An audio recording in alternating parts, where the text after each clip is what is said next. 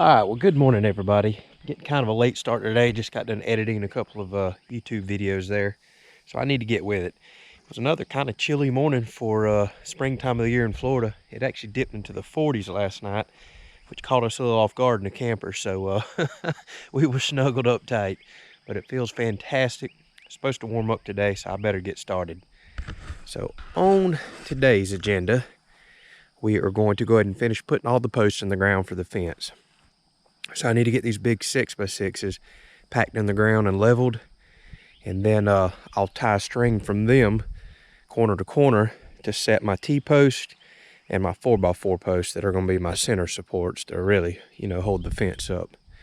So that's kind of the plan today, get all these posts set in the ground, and hopefully we make it on to stretching some wire today. We'll just have to see how it goes.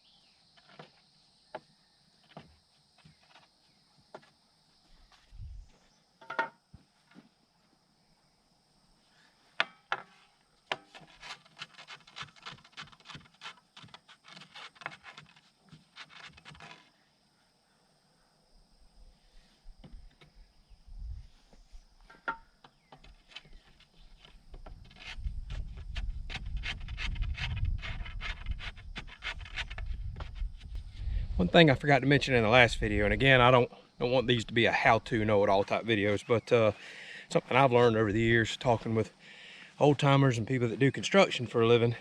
When you have posts like this that are busted up on the end or that I'm gonna cut the tops off of, always put the treated end in the dirt. Do not put a cut in the dirt, because these cured posts nowadays, it doesn't cure all the way through the wood, and you'll notice that as you cut them. So you don't want raw exposed wood down there in moisture and dirt, or with termites.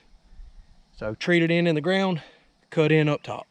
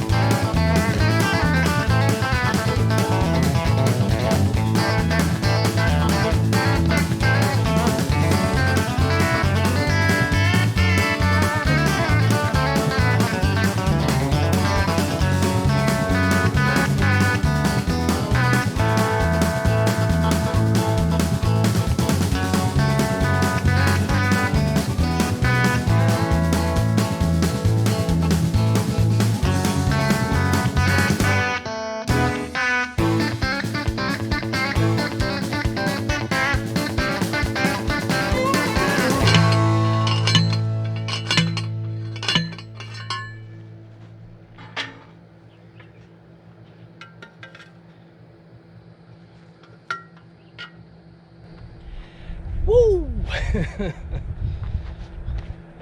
it started off nice and chilly this morning, and boys, it turned out to be a hot one. Man, oh man. Well, I tell you what, I have got all the posts in. Everything is done. Now it's time for fencing, so I'm pretty happy. I'm tired of digging holes, packing holes, and driving post in. I can't imagine driving in miles of fence or hundreds of yards of fence, one of these manual ones. This was doable. I wonder if we start on all the perimeter fencing around the property. Already had my mind set up. I'm gonna get one of those gas-powered T-post drivers. I think that's gonna make life much more enjoyable for fencing.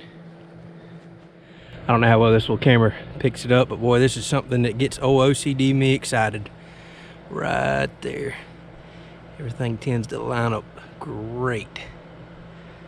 That's what I'm looking for. That's why I like pulling a string. So all the poster and everything's looking good. Now I've still got to drive all these down. I just drove them to a certain visual point.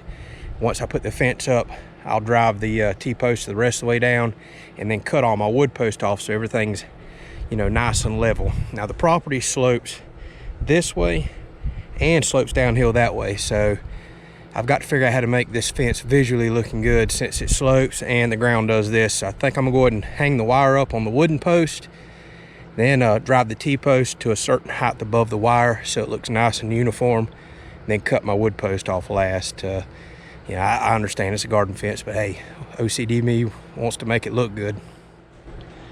So I think I'm gonna knock it off right here. It's late in the day. I lost a lot of time this morning editing some videos.